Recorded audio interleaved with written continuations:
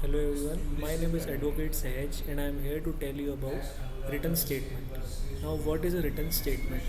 A written statement is nothing but a reply from the defendant to the plaint filed by the plaintiff.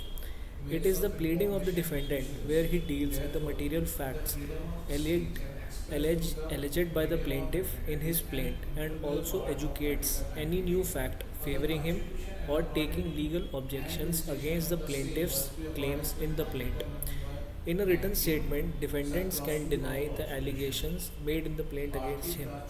Apart from this, he can also claim to set off any sums of money payable by the plaintiff to him as counter defense. On the other hand, if the plaintiff has any claim against the plaintiff, if the defendant has any claim against the plaintiff concerning any matter in the issue raised in the plaint, he can separately file a counter claim alongside his written statement. Now, who may file a written statement? A written statement may be filed by the defendant or by his duly authorized agent. In the case of more than one defendant, the common written statement read by them must be signed by all of them. However, it will suffice if it is verified by one of them who is aware of the facts of the case.